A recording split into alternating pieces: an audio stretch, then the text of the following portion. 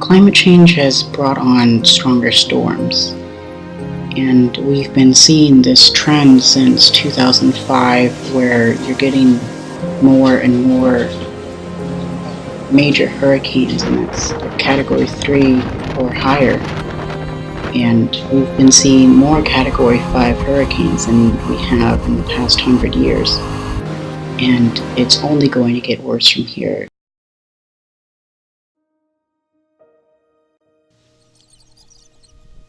Australia is a beautiful country. It's a country where you can view nature at its greatest and most purest form, but also a place where you can enjoy the countryside and the vibe of the city. But one thing that people might not understand is the gravity of danger that people live with in Australia.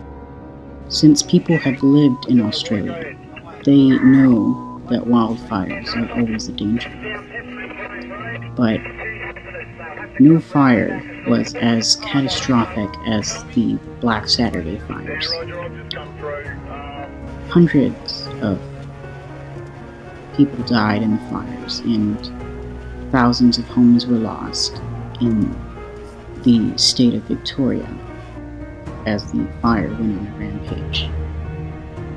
People don't understand that the danger that Australian citizens face with wildfire is extreme, and with climate change, you're seeing a rise in wildfires as Australia's climate becomes more arid, which is causing more and more vegetation there to die over the years, which adds fuel to wildfires.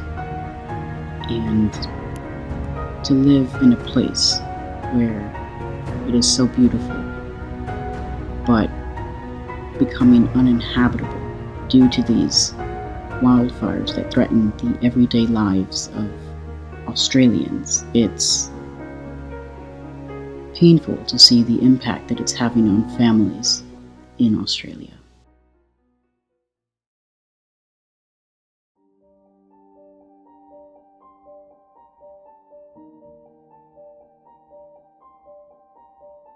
Houston is a city that has endured so much, but also won so much.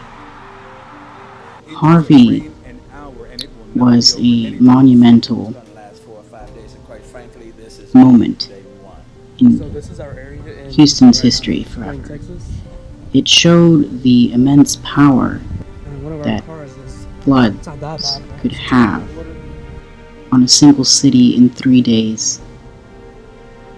Hurricane Harvey dumped 50 inches of rain in 3 days and killed many, left a city devastated with the trauma of a storm of epic proportions never seen before.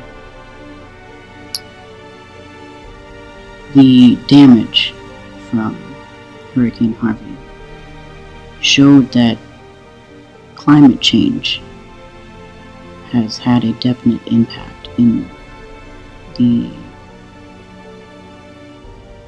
seeing irregularities of hurricanes and other storms, such as the Memorial Day flood and other floods in the past couple of years that have left Houston paralyzed.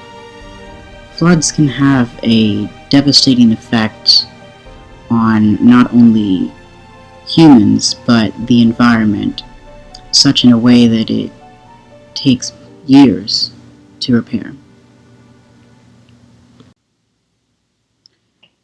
Between 2030 and 2050, climate change is expected to kill another 250,000.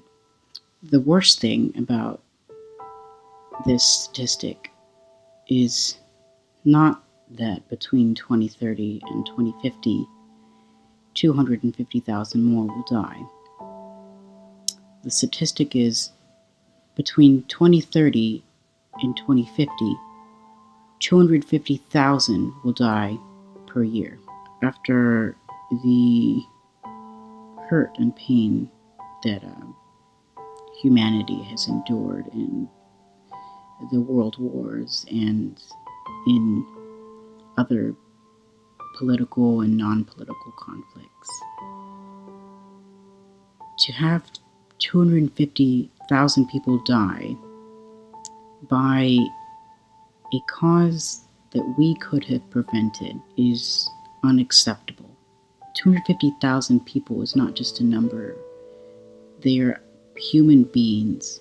And what we do now can lower that number or make that number go to zero. So that between the years 2030 and 2050, 0 people will die as a result of climate change, because climate change was prevented. That should be the future. It should be our